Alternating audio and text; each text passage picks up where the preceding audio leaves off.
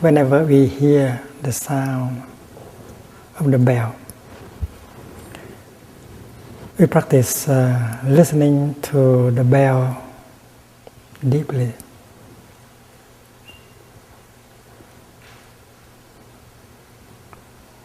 Usually when someone invite the bell to sound, we don't say hit the bell. We say invite the bell to sound. He or she should wake the bell up first with a half sound, like this.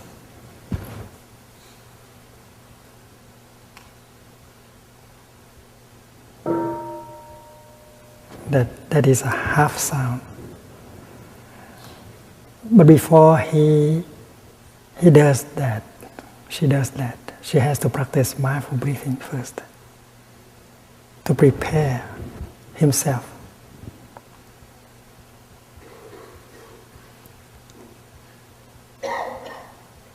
And there is a verse for the bell master to use for breathing in and breathing out, and to make himself or herself available to the bell, qualified as a bell master. You just cannot pick up the instrument and then you make the sound. You have to prepare yourself. So holding the, may I borrow it?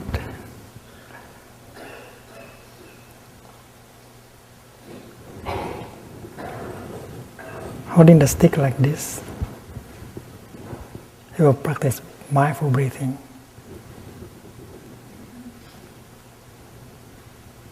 A few times in order to calm himself down, to make him or her into a real bell master. And the verse is like this: body, speech and mind in perfect oneness. I send my heart along with the sound of this bell. May the hearers awaken from their forgetfulness and transcend the path of anxiety and sorrow. See, that is a four-line verse for you to breathe and to become a real bell master.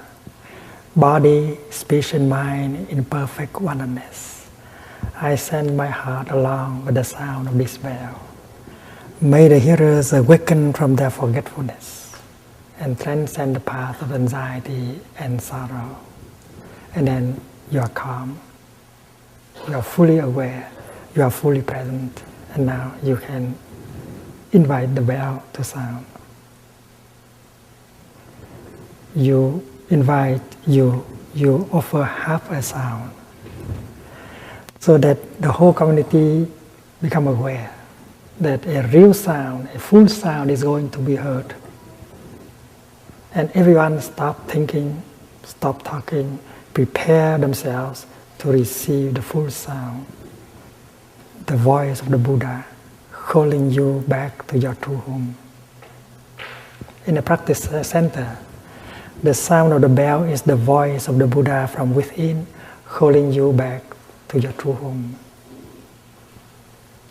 And so the bell master make a half sound and allow you the time to prepare yourself for the reception of the full sound, the voice of the Buddha. You stop what you are saying, you finish what you are saying in a few seconds, you stop your thinking. Not only your talking, but you stop also your thinking. You go home to yourself with your in-breath, and you enjoy breathing to get prepared for the sound as the voice of the Buddha from within, calling you back to your true home. And then the bell master will allow you the time to for one in breath, 1 out breath at least, and then he or she will invite the bell so that a full sound will be offered to the whole community. And then everyone will enjoy breathing in and breathing out at least 3 times. And when you breathe in, you say, I listen, I listen. And when you breathe out, you say, this wonderful sound brings me back to my true home. Listen, listen. This wonderful sound brings me back to my true home. No thinking, just listening. Listening very deeply to the sound of the bell that will bring you back to your true home in the here and the now. And the one who speaks, stop speaking and thinking about what to say next. And enjoy deeply his or her in-breath and out-breath. Enjoy his being in his true home. That is the living Dharma. Being in your true home. And the one who listens to the talk also stop listening and enjoy her in-breath and out-breath. Very nourishing, very healing. In Plum Village in France, not only we enjoy the sound of the great bell within our center, but whenever the bell, the church bell nearby sound, we also stop and enjoy the church bell. Not only we enjoy the church bell, but every time the clock play the music, every quarter of the hour, we also stop thinking, stop talking, and we go back to our breath, and we enjoy breathing in and out. Whether we are in the dining hall or in the kitchen, we do the same. So the clock, the music of the clock, is like the mindfulness bell, help us to come home and to enjoy our home. Also, when you hear the telephone ringing, you practice. You are supposed not to run to the telephone. You are supposed to stay wherever you are, because the sound of the telephone is also the voice of the Buddha calling you back to your true home. Stay wherever you are and go back to your in-breath. Listen, listen. This wonderful sound brings me back to my true home. And then after having practiced like that 2 times, you do walking meditation to the telephone, or you take the telephone out and answer. And if you are the one who want to make a phone call, you prepare yourself before making the number. You practice going home to yourself. And there is also a verse for you to practice. Words can travel thousands of kilometers. They are to bring about more understanding, mutual understanding. I vow that what I am going to say will be beautiful, like flowers and embroideries. I vow that everything I'm going to say will help with more mutual understanding and compassion. And then now you are qualified to make a phone call. And when you hear, you hear the sound at the end of the line, you know that the other person is listening, breathing in and out, and you know that you have a chance to practice breathing in and out with her. So both of you are breathing in and out mindfully at the same time. It's a very beautiful practice. We call it telephone meditation.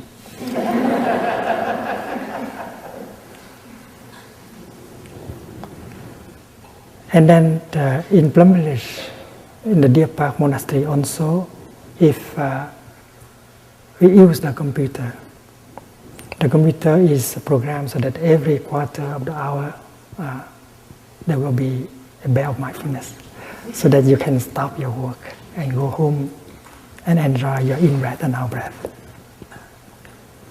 And you know that when you call Plum Village or Deer Park, you don't expect them to answer right away after the first ring.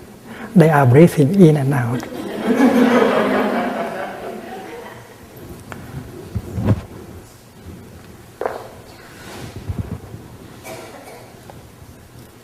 Listen, listen. This wonderful sound brings me back to my true home. And you enjoy deeply your in-breath and out-breath 3 times.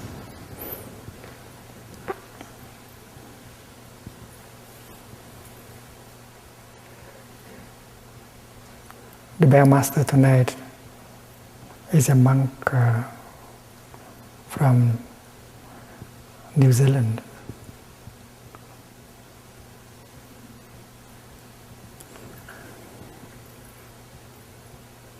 Brother Pháp Điền, the field of the Dharma.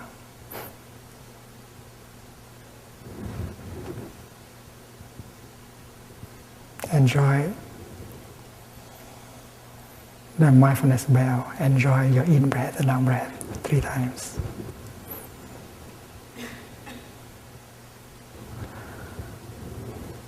Or you might like to say, I listen deeply.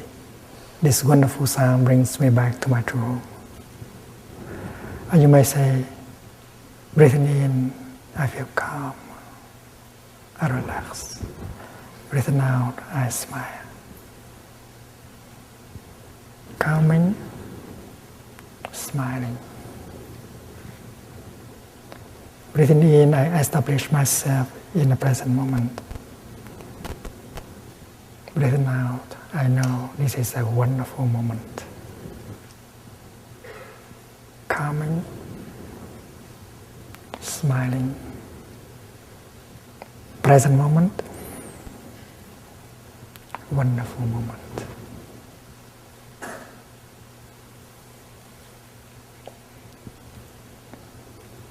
When you come home to the present moment, with your in-breath, you become fully alive, fully present. You can touch life in the here and the now. You feel that you are alive. You touch the miracle that you are alive. Because to be alive, that is the greatest of all miracles. And with only one in-breath, you can touch that miracle. That is why you can say, present moment, wonderful moment. If someone asks you, my dear friend, has the most wonderful moment of your life arrived? He wants to know whether the most wonderful moment of your life has arrived. It would be a pity if such a moment does not arrive at all. Then you may have the tendency to say, oh, it does not seem that it has arrived, that wonderful moment. But I am sure that it will arrive soon, sometime in the future. And that is our tendency to answer. But if we keep living like the way we have lived our life in the past 20 years, it will not arrive in the next 20 years. It might not arrive at all, that moment we call the most wonderful moment of our life. And for many, many of us, that moment does not arrive at all until we die.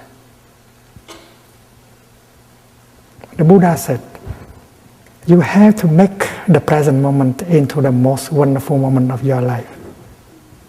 And this is possible. Because if you are able to go home to the present moment, to the here and the now, become fully alive, become fully present, you can touch all the wonders of life within yourself and around you. Everything belonging to you is a wonder. Your eye, your ear, your nose, your body, your mind. And because you are not mindful, you don't touch them deeply, you don't know that they are wonders until you die. And you begin to regret that you have not lived at all. That is why our true home must be sought in the here and the now. It can be touched in the here and the now.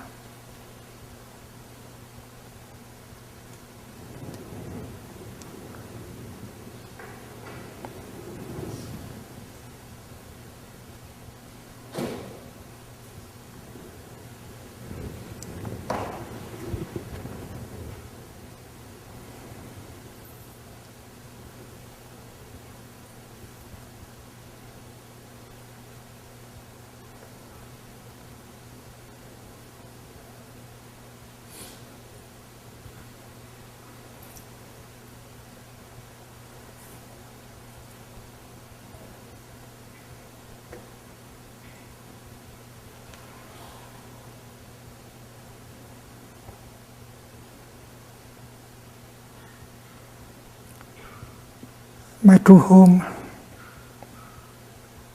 is not limited to a place.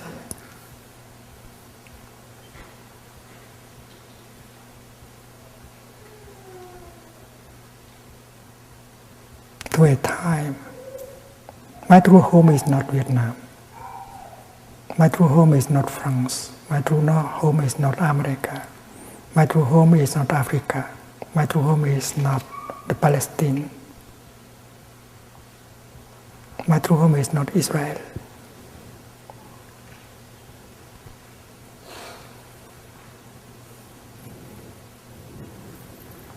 Although they don't let me go back to Vietnam, I still have my true home available in the here and the now.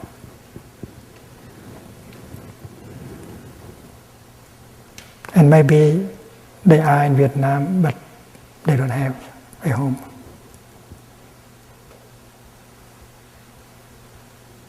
That is why I don't feel as a victim.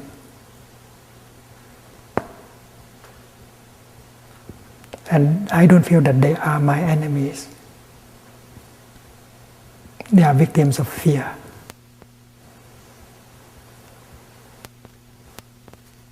They believe that if I go home, I will create an atmosphere of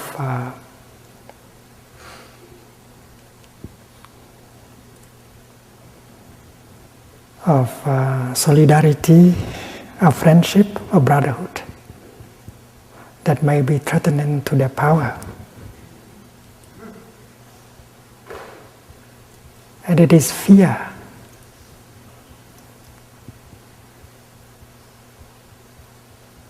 that is an obstacle. I want to help them to be free from fear. They are not my enemies. They are the ones I want to help. They are object of my practice of compassion and understanding. I have no enemies.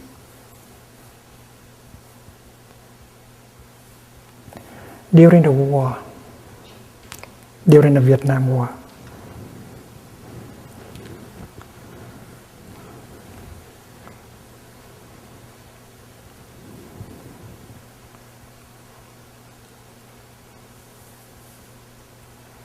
it was so difficult for us to voice our concern. Many of us, most of us, did not want the war.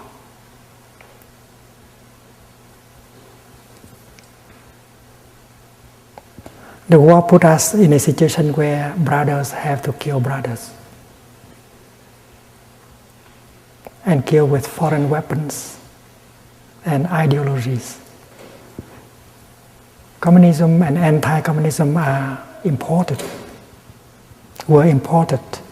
Also weapons used by the communists were imported.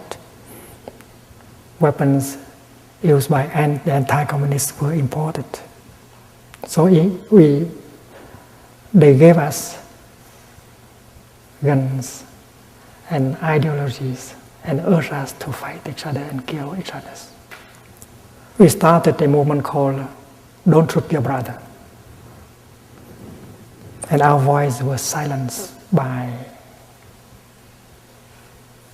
both sides of both warring parties. We try to speak out. We try to tell you in the world that we don't want the war. We don't want the killing of each other with foreign weapons and foreign ideologies. And yet we were forced to do so. So those of us who practice mindfulness, understanding and compassion, we did not want to accept the war. We wanted to reconcile.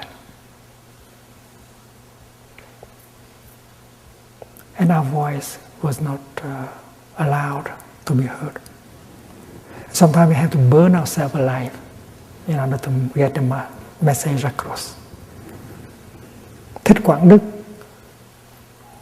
a friend of mine, one day he burned himself. And his picture appeared in the international press. I was in New York. And I saw that picture in the New York Times front page. He's a friend of mine. Nhật Chi Mai, one of the first 6 members of the Order of Interbeing, my disciple, she burned herself, calling for reconciliation. She went to the Tungiem temple very early in the morning, about 2-3 o'clock in the morning. She put a statue of the Virgin Mary and Kuan Yin. She left behind a set of letters calling for the President of North Vietnam, the President of South Vietnam, for everyone to come together and stop the act of killing each other. And then she doused herself with gasoline and she burned herself. Nhật Chi Mai is a very close sister, close friend of Sư Cô Chân Không, Sister Chân Không, True Emptiness. I was in Paris. She left behind a letter for me. Thầy, don't worry. Peace will come. Don't suffer too much, don't worry. She was about to die, but she tried to comfort me, her teacher. It's very, very difficult for us to voice our concern. Although we are the majority in the country, we did not want the war. My book of poetry, peace poetry, I like to call it peace poetry rather than anti-war poetry. It was condemned by the North and confiscated by the South.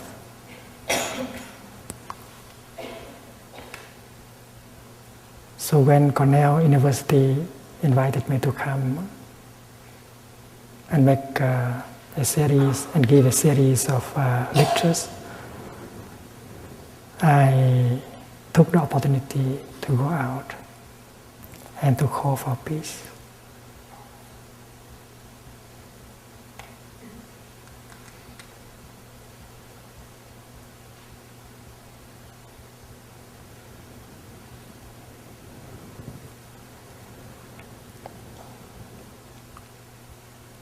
And in June the 1st, In the year 1966, 65, 66.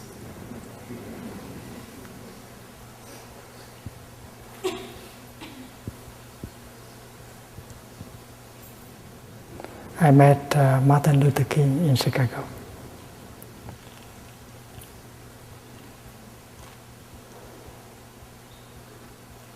Exactly 1 year before.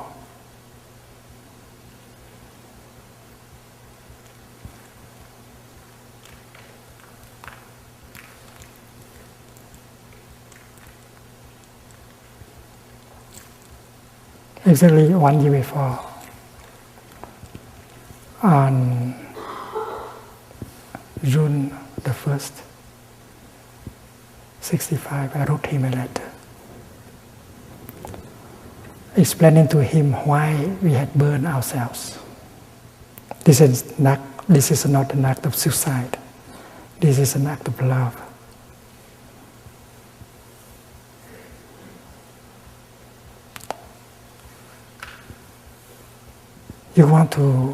You want to transmit a message,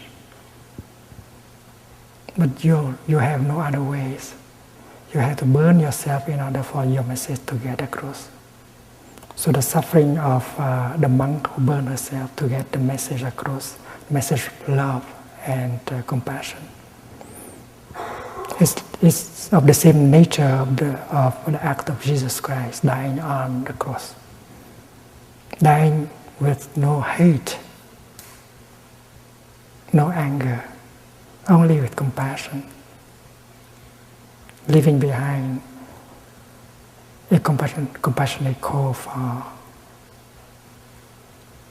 peace, for brotherhood. So exactly 1 year after I met him in Chicago, we talked for some time. And then after that, we went out to meet with the press.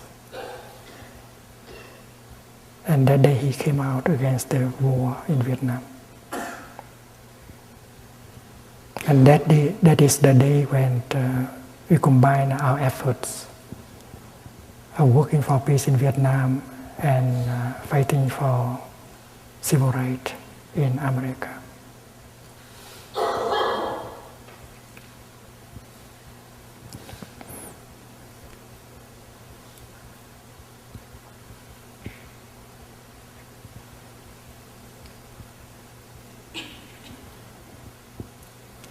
Two years later, I met him again in Geneva.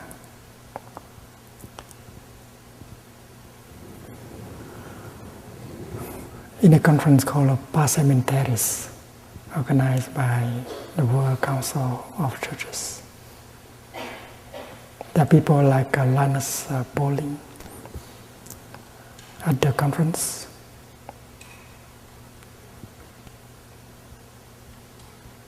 He stayed in the 11th floor. I was on the 4th floor. He invited me up for breakfast.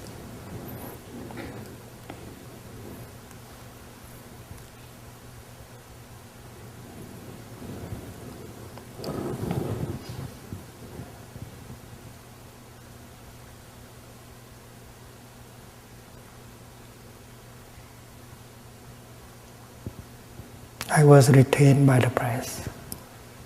I came up late. And he kept the breakfast warm for me and waited for me.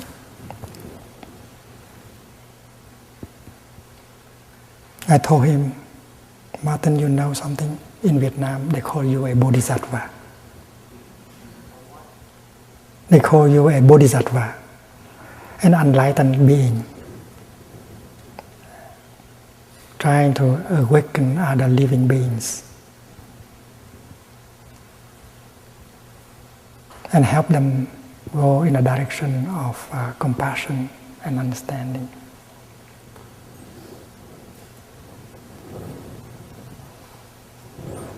I'm glad I had the chance to tell him. because a few months later he was assassinated in Memphis.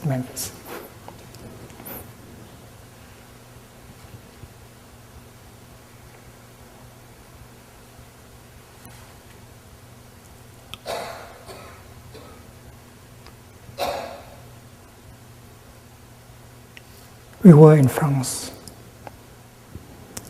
We had a bureau, an office representing the Buddhist community in Vietnam.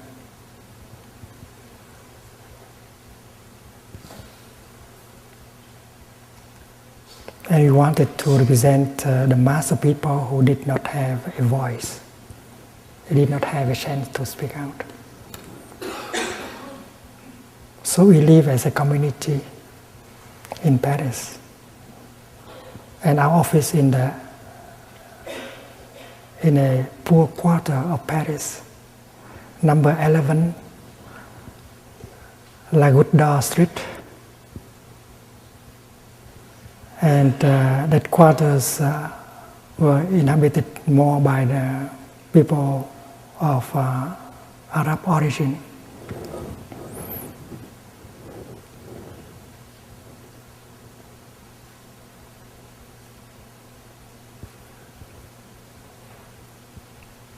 Every time I applied for a visa to go to America, it was turned down automatically. They didn't want me to come to America because they believe that I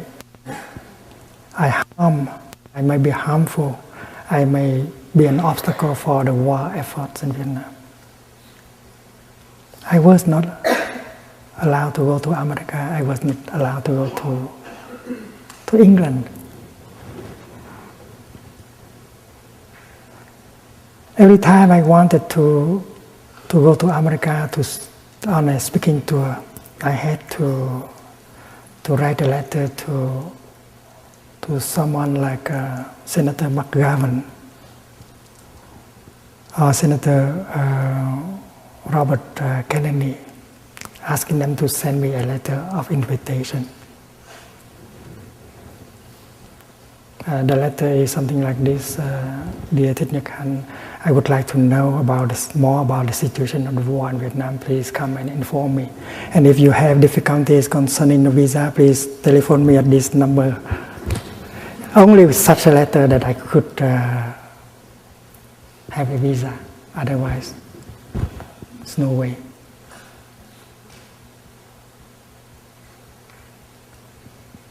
I remember one day I flew from Japan back to Paris. I did not have a visa for transit in Seattle. I flew from Tokyo to New York via Seattle and then to Paris. I want to stop in New York in order to meet with a friend in the peace movement, Alfred Hassler of the Fellowship of Reconciliation. And when I landed in Seattle, well, I was locked in a place where I could not see anyone. I look around and see many pictures and wanted.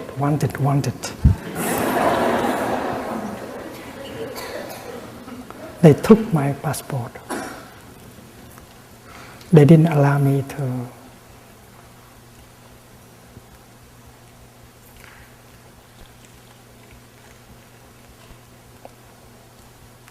be in touch with anyone. And then when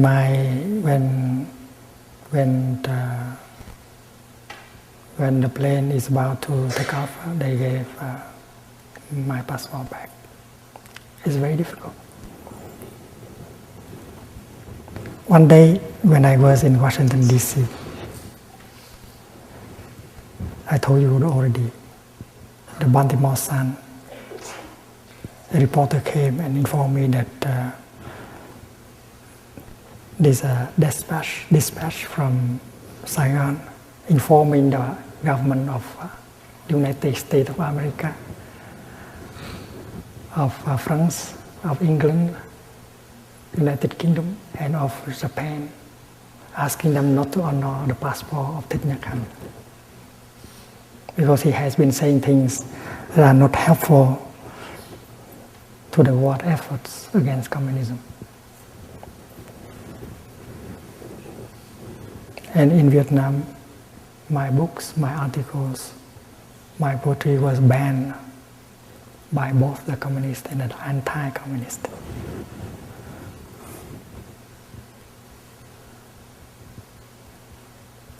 I risked deportation and put in jail because what I had done, calling for peace and speaking against the war.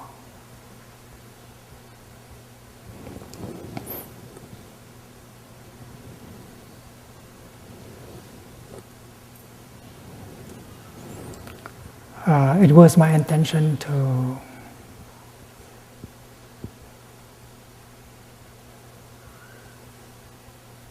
go only for 3 months, to give the series of lecture in Cornell, and then to make a tour of America and Europe and go home. I was working with my friends in a school of youth for social service, the Van Hanh Buddhist University that I helped found it in '64. All my friends, co-workers were in Vietnam. I didn't want to go very long. I intended to come here only for 3 months. But it has been 38 years already. I have not been able to go home. 38 years. And that is why I have been sharing the practice with friends in Europe, in America, in other countries. But because I have found my true home, I don't suffer.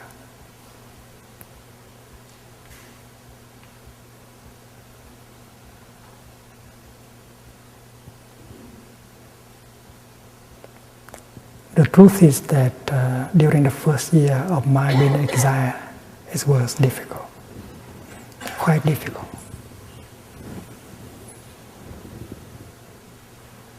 Although I was already 40,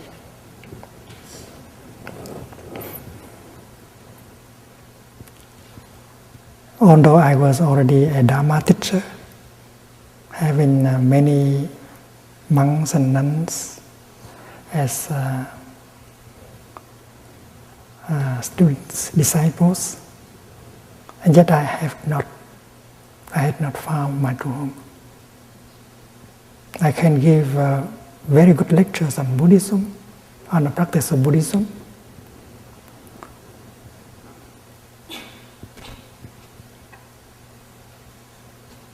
but I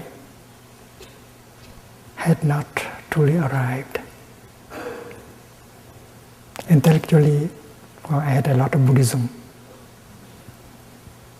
I had been trained several years in a Buddhist institute and practicing since the time I was 16. And during the time I was a young monk, I tried my best to renew Buddhism, update Buddhism, so that Buddhism can respond to the real situation of suffering, called engaged Buddhism. The kind of Buddhism that can offer you the answers to the burning question of society. Questions like war, social injustice, political suppression, poverty, violence, and so on.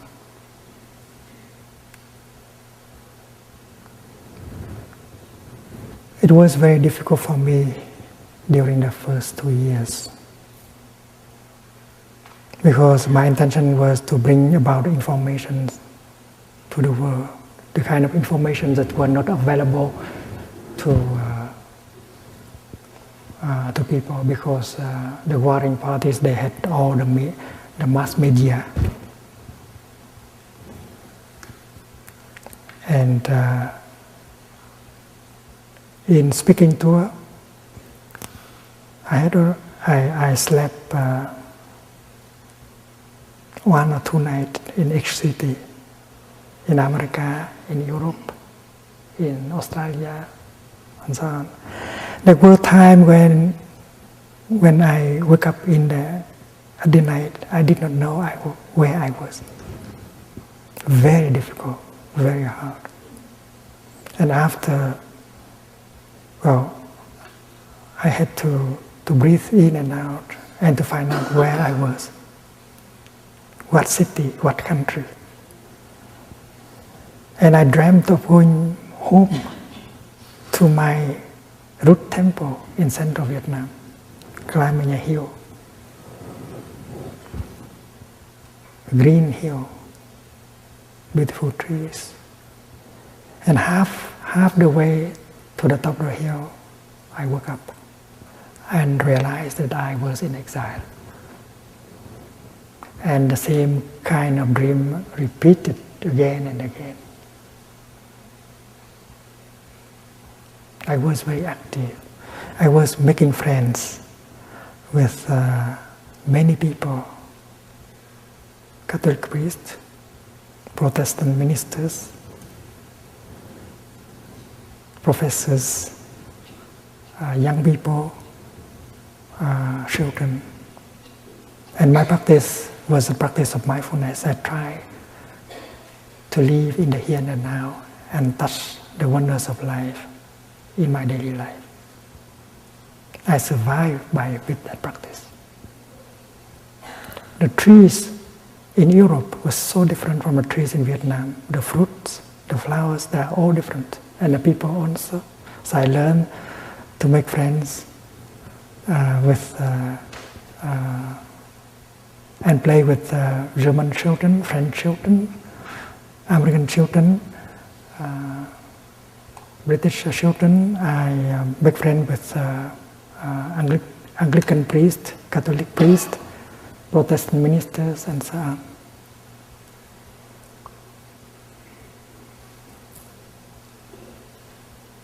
But thanks to that practice,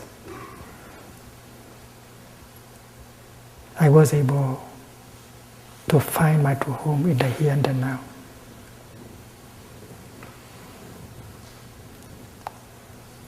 And I stopped suffering, and the dream did not come back anymore.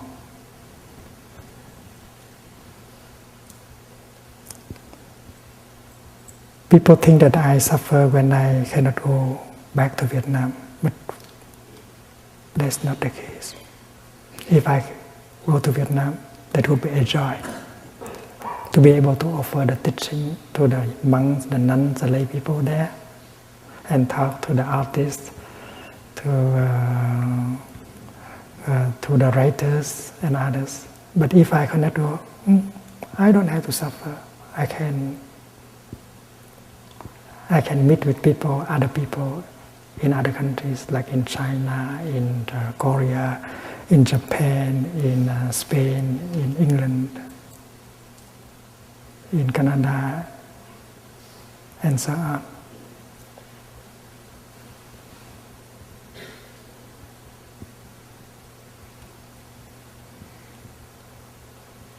And the formula I have arrived.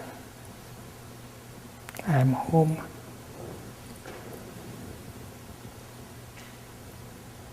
Is the embodiment, the expression of my practice.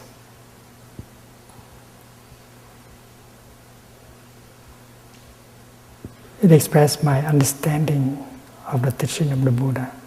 It is the cream of my practice. I have arrived, I am home.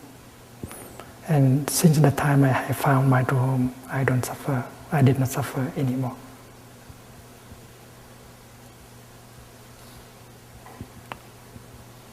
The past is no longer a prison for me. The future is no longer a prison for me. I'm able to live in the here and the now. I'm able to touch my true home. And I know that the future is available through the present. This is what I have found. When you touch the present moment deeply, you touch the past. And if you know how to handle the present moment properly, you heal the past.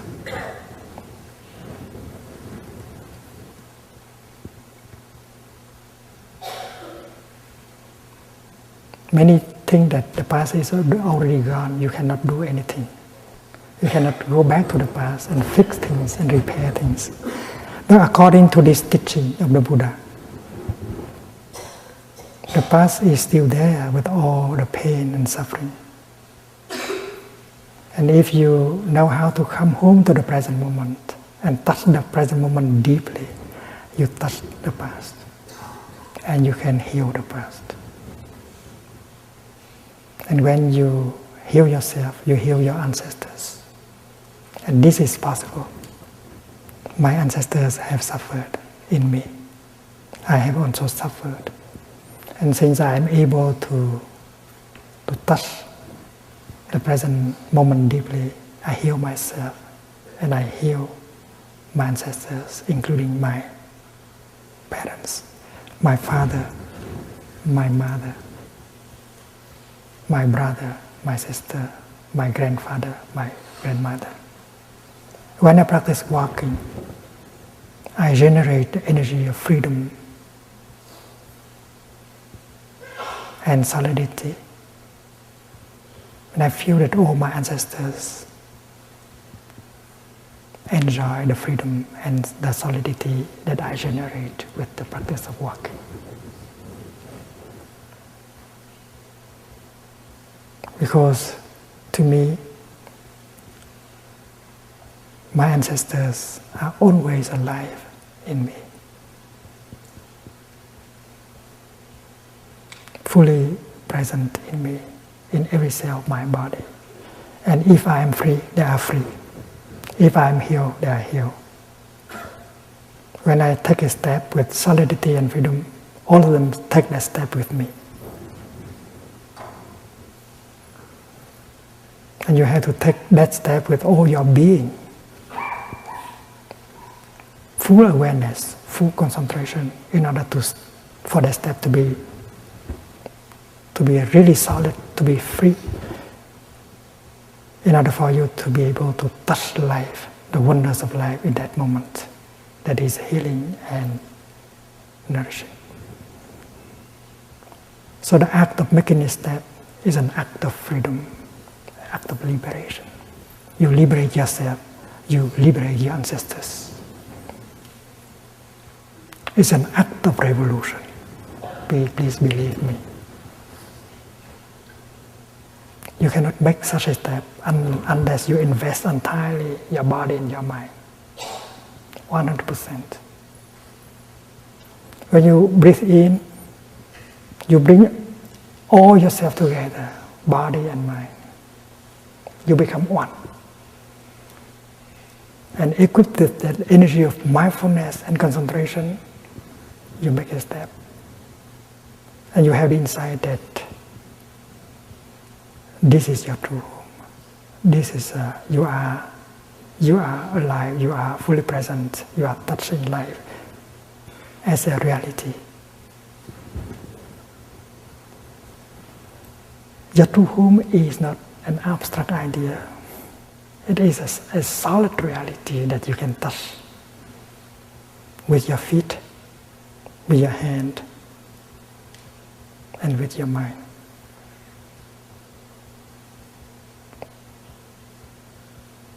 The kingdom of God or the Pure Land of the Buddha, for me, they are not abstract ideas. That is something you can touch in every moment, you can live in every moment. It is available in the here and the now. If you know how to make yourself available and then the kingdom is available. The Pure Land is available. Your true home is available. And nobody can take away your true home.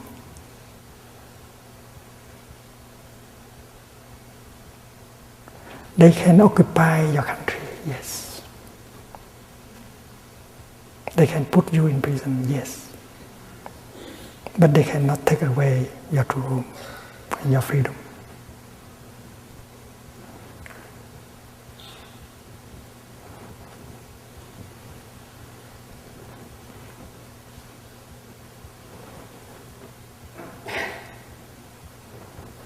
So it's very important, it's very fundamental, it's very basic that you touch your true home,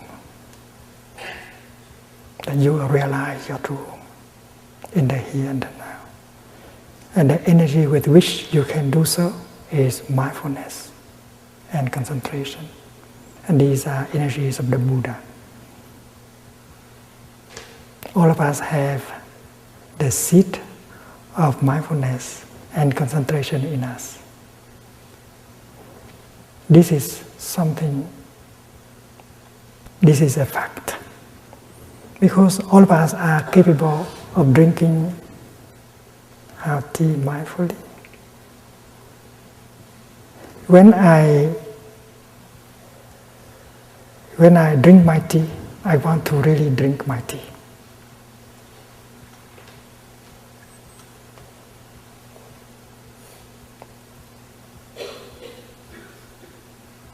I may like to breathe in order to bring my mind home to my body and establish myself fully in the here and the now. You have to be there, fully. And when you are there fully, the tea will be there for you fully. If you are not there, the tea is just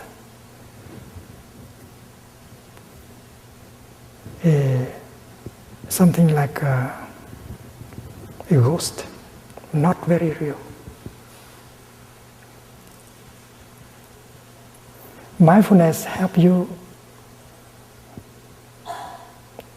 to become fully present and fully alive in the here and the now. And it does not take long. It may take just one step or one in-breath. And by making a step or breathing in, you bring your mind back to your body. In your daily life, maybe your body may be here, but your mind may be there. They go into different directions. And you are in a state of distraction. Mind and body are away from each other. Your mind may be preoccupied by your project, your fear, your anger, caught in the past, caught in the future. But between your mind and your body there is something. Your breath.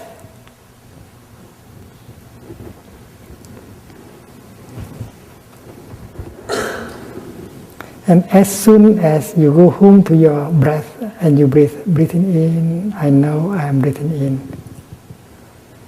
And then your body and your mind come together very quickly. While breathing in, you don't think of anything. You just focus your attention to your in-breath. You focus, you invest 100% of yourself into your in-breath. You become your in-breath. There is a concentration, mindfulness of your in-breath, concentration and your in-breath that will make body and mind coming together in just one moment. And suddenly you become fully present, fully alive.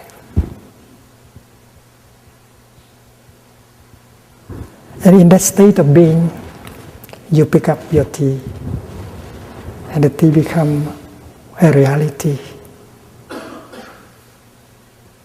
not a ghost. And when you drink your tea, you are just drinking your tea. That's called mindful drinking. There's no thinking. There's just drinking, deep drinking. You are real and the tea is real. And when you are real, the tea is real, life is real. And many people live in a dream because they are not in the present moment. They don't know what is going on in the present moment. But because you are able to bring your mind back to your body, you are fully present and you become aware of what is going on. What is going on is that I enjoy my tea. There's no drinking at all. There is no thinking at all. There's only drinking of tea. In that moment, I live deeply the moment of drinking my tea.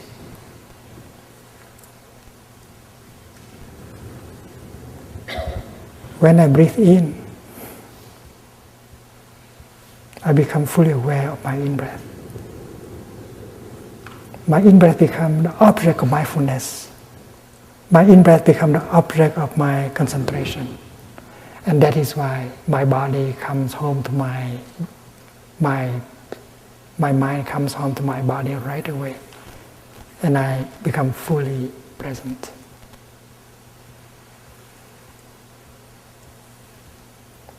Suppose a group of people stand there and contemplate a beautiful sunset.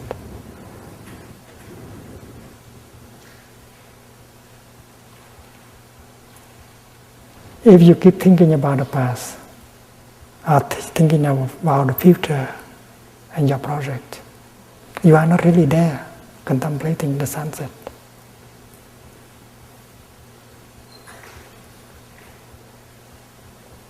The sunset is not for you. So if you practice breathing in and out, become available in the here and now, and this beautiful sunset is for you. Breathing in, I know the sunset is there. Breathing out, I smile to the beautiful sunset. In that moment, life is real.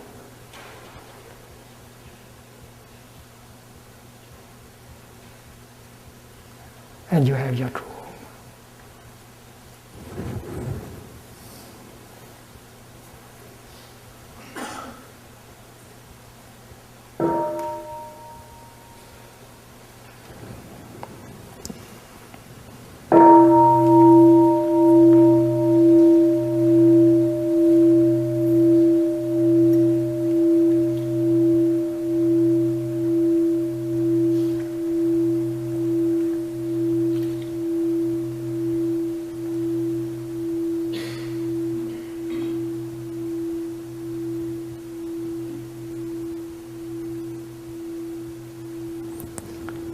When you go back to the present moment, you might encounter the wonders of life that are refreshing and healing.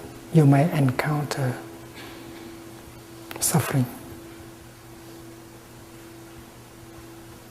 violence, hate, fear, discrimination.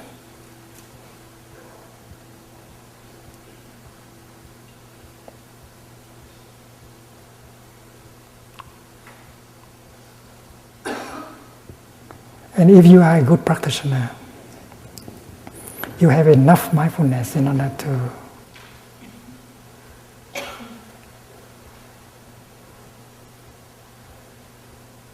handle whatever needs to be handled. Suppose anger is coming up in you as an energy. As a practitioner, you don't allow anger to be alone in you, because if you let anger to be alone in you, anger will cause a lot of damage in your body, in your mind, and maybe around you. That is why we practice mindfulness of anger. Breathing in, I know anger is in me. Breathing out, I smile to my anger. embrace my anger.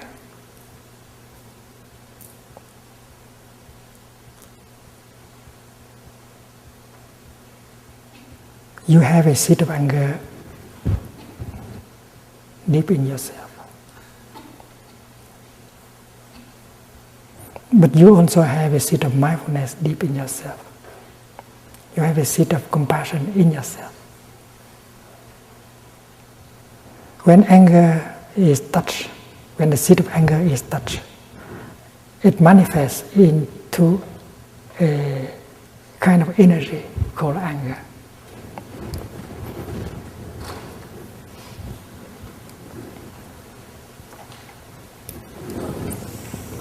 Suppose this is your consciousness, and it has two layers. The lower layer is called store consciousness,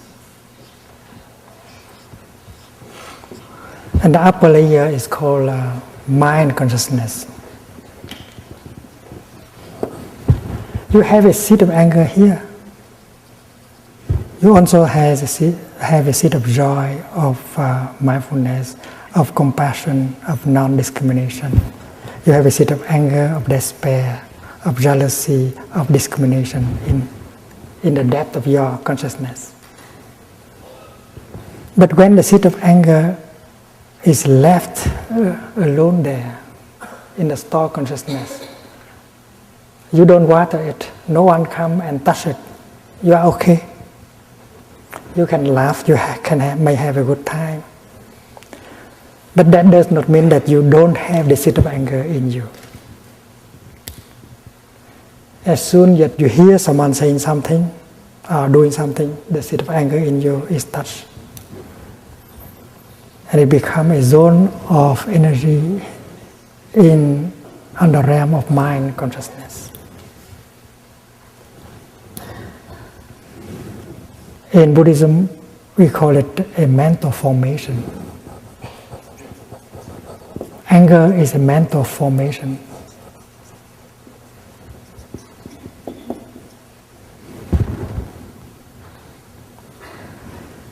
In my tradition, we speak of 51 categories of mental formations.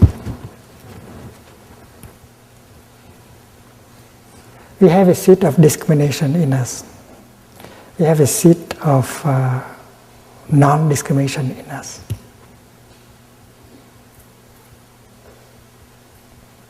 That is true. If the seed of discrimination is watered every day, it becomes very important. And it doesn't allow the seed of non-discrimination to manifest. If the seed of anger becomes stronger and stronger every day, the seed of compassion have less chance.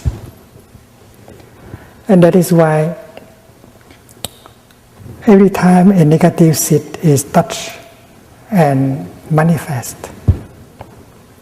we have to take care of it. That is why I spoke about mindfulness of anger. When mindfulness is the capacity of knowing what is happening is anger has manifest. So as a practitioner, you ask the seed of mindfulness to manifest at the same time. And if you are a diligent practitioner, the seed of mindfulness in you is strong enough, and it's very easy for you to touch and invite it to come up. And it become a zone of energy.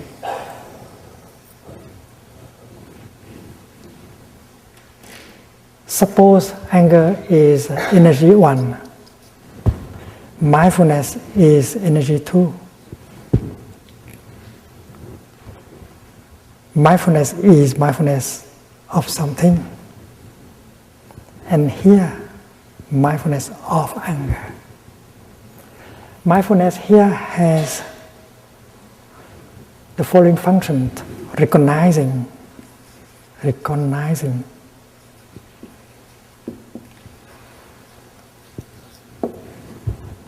anger as anger.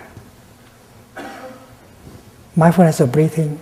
Breathing in, I know this is my in-breath. Breathing out, I know this is my out-breath. Recognizing in-breath as in-breath. Recognizing out-breath as out-breath. Recognizing drinking as a drinking. Recognizing walking as a walking. That's the nature, the function of mindfulness.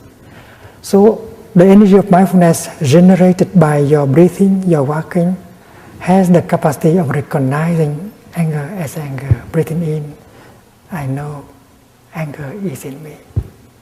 Breathing out, I take good care of my anger. Recognizing anger and embracing anger.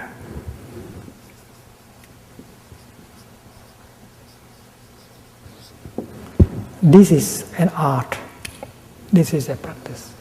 There's no fighting.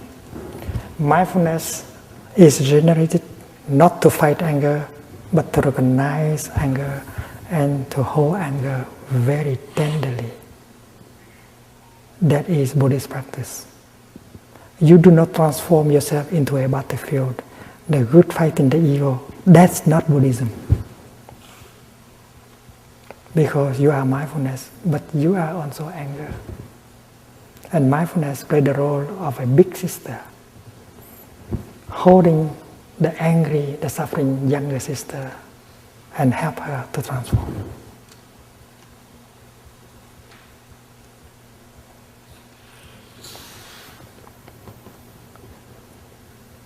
A mother who is working in the kitchen and she hears the baby crying, and she very much cares for her baby.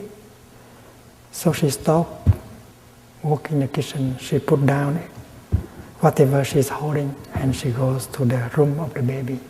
And the first thing she does is to pick up the baby and hold the baby tenderly into her arms. That's the mother. She does not know what is wrong with the baby yet, but the first thing she does is to pick up the baby and hold her mindfully. We do the same thing as a practitioner. Every time anger or despair come up, we generate the energy of mindfulness in order to recognize and to embrace tenderly. Tenderly.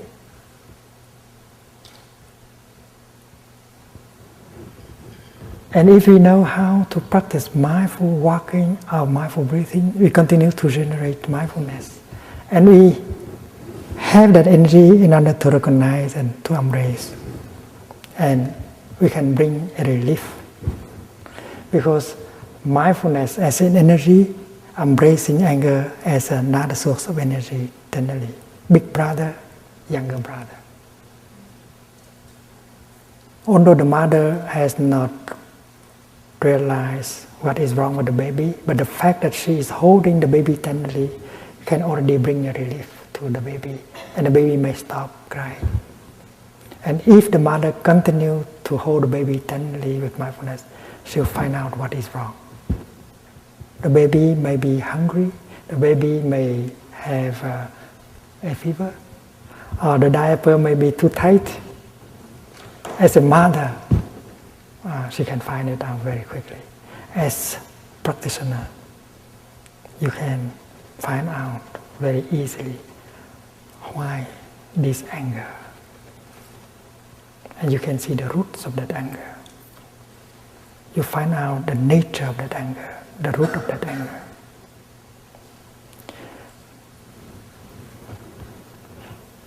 If the mother found out what is wrong with the baby, she can fix the situation very quickly. If the baby is hungry, she gave her some milk. If the diaper is too tight, she just undo it and do it again. So after having embraced tenderly your anger, you might like to continue the practice of mindful breathing, the practice of mindful walking, and look deeply into the nature of your anger and find out what is the root of your anger. recognizing, embracing, and looking deeply.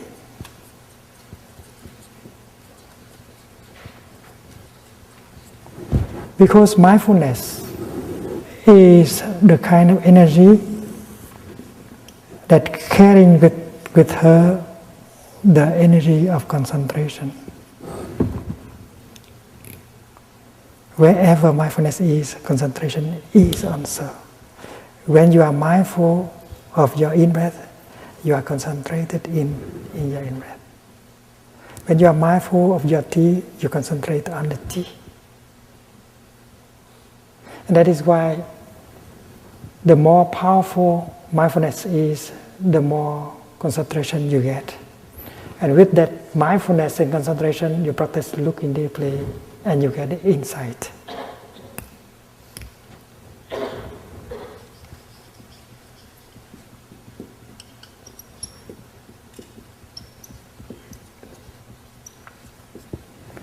And that insight is going to liberate you, transform your anger.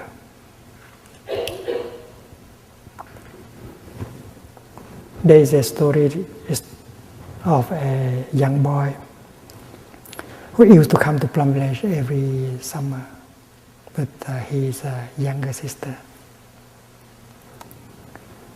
And they practice mindfulness as children. The boy had difficulty with his father. He blamed his father. Every time he fall down and get hurt, his father always shouted at him instead of coming and help him.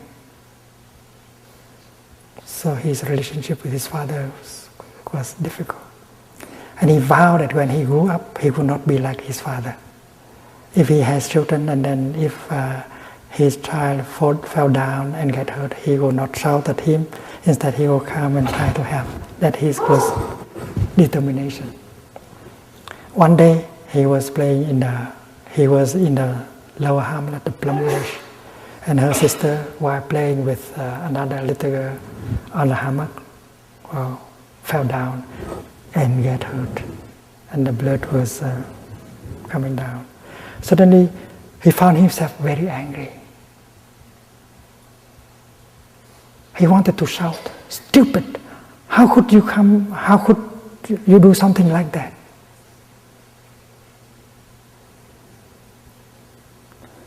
And because he had been practicing mindfulness, he was able to refrain from shouting. And he recognized that he was exactly like his father. Instead of trying to come and help his sister, he had the tendency to shout at her. He hates what he has within himself. So when he practiced mindful breathing, he knew that this is a continuation of his father inside of him. He is not different from his father. And with that insight, he turned around and practiced slow walking when he had seen someone coming to help his sister. And during slow walking, he recognized that he's a continuation of his father.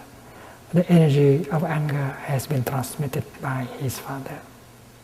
And if he does not practice, he is going to become exactly like his father. And he will treat his children in the future in the same way. That is called samsara, continuation. And suddenly he had a desire that he had to go home and tell his father that he has exactly the same kind of energy, and he would invite his father to practice with him. And when that intention was born in him, his anger, resentment toward his father began to dissolve.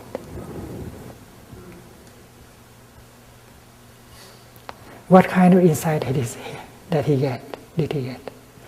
He got the insight that he is exactly like his father. He has the same kind of habit energy.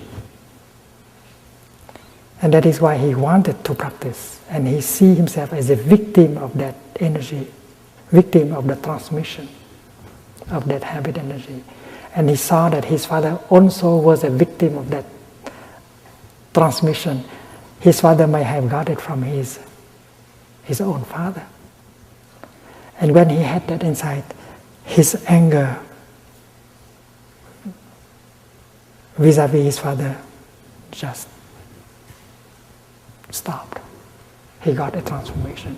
I think for a young man of 12, that is a remarkable achievement. It is insight that transforms our afflictions. And mindfulness has the power of recognizing, embracing, looking deeply, getting the insight that transforms you, that get you free.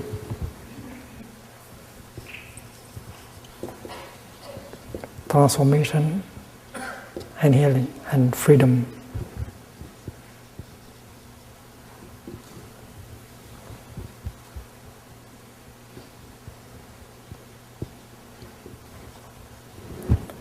And when the young man is liberated, the father in him was liberated, and the ancestors in him are liberated, he ends the circle, the round of samsara.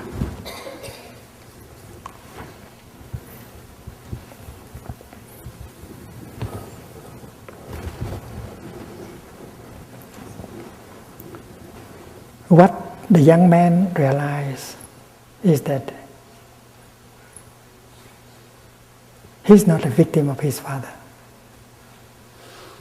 He's a victim of that habit energy. And his father also is a victim of that habit energy. And when you are able to transform you are in a situation to help transform him or her. The one that you have believed that to be your oppressor, the source of your suffering.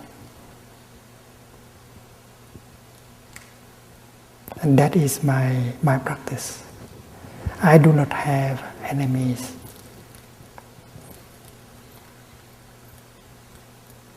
Even they have created a lot of suffering, a lot of injustice. They have tried to kill me, to suppress me. But they are not my enemies. They are those I want to help. Because I have become free. I have changed myself. I have transformed myself. That's why I do not no longer see myself as a victim. I know that if I can transform myself, I can transform them. I can help transform them. If you practice, and if you can transform your mind, your heart, you become a bodhisattva. And then you will be in a position to help them transform. Those you used to consider as oppressors,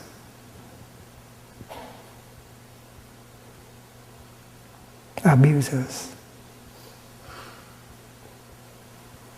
those who consider to be the one who discriminate against you, trying to suppress you and kill you and so on. They are also victims of their own ignorance, their own anger. They don't know how to handle their craving, their anger, their violence, their fear. So the path is to transform yourself into a bodhisattva with plenty of understanding, insight, and compassion. And when you have these energies, you are free. And you are in a position of helping other people to become free also. This is the path shown to us by the Buddha. And as every one of us has the seed of mindfulness, concentration, and insight in himself or in herself, we are able to cultivate these three kinds of energies for our own liberation and healing. And we shall use the same kind of energies to help the transformation and healing of the world. When you look up, you see a temple. The temple is in your heart, the lotus in your heart. And underneath there was the word smrti. Smrti means mindfulness. And then there is the word samadhi, which means concentration. And there is the word prajna, that is insight. And that is the kind of energy that are in us to be cultivated, to develop. That is the energy of the Buddha in us. The energy of transformation and healing. During our retreat, we practice mindful breathing, mindful walking. And that is why we are encouraged to use our time for the practice. If we talk a lot, there will be no time to enjoy our in-breath, our breath, our walking. There will be time when we are encouraged to talk to each other, Dharma discussions. We will be sharing our insight, our way of overcoming our suffering.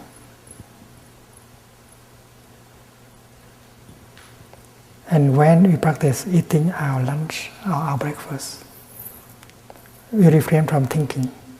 We establish ourselves in the here and the now. And we pay attention only to the food that we eat. When you pick up a piece of bread,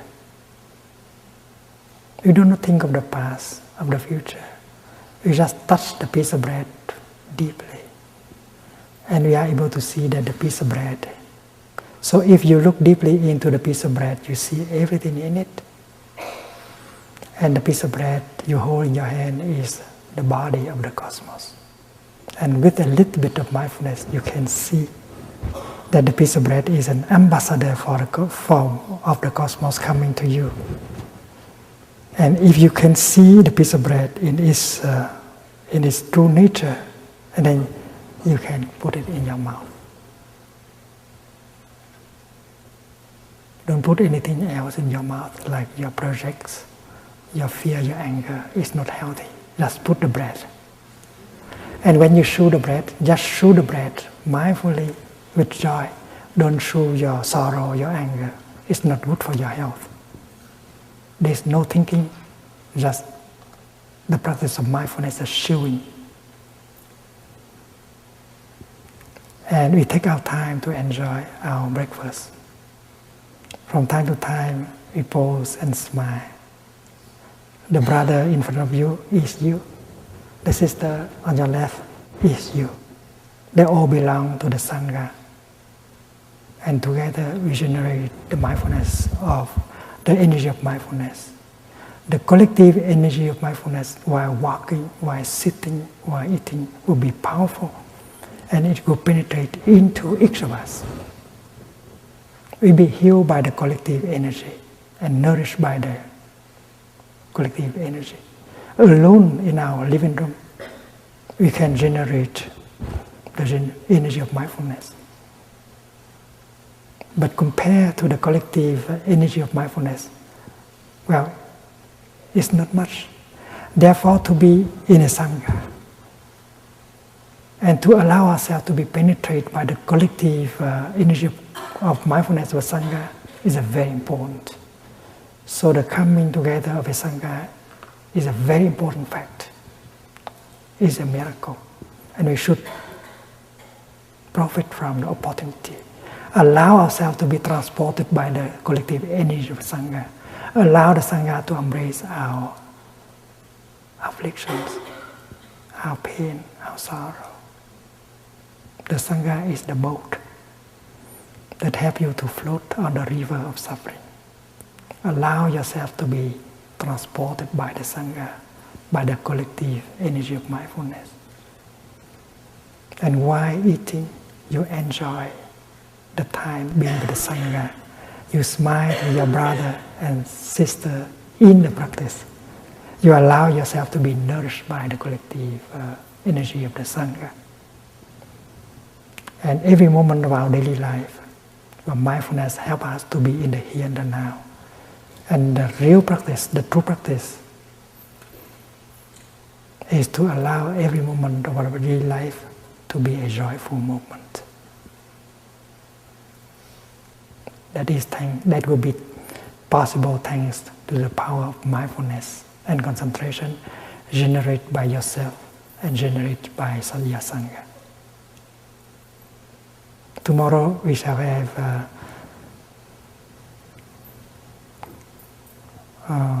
mindfulness walk in the morning.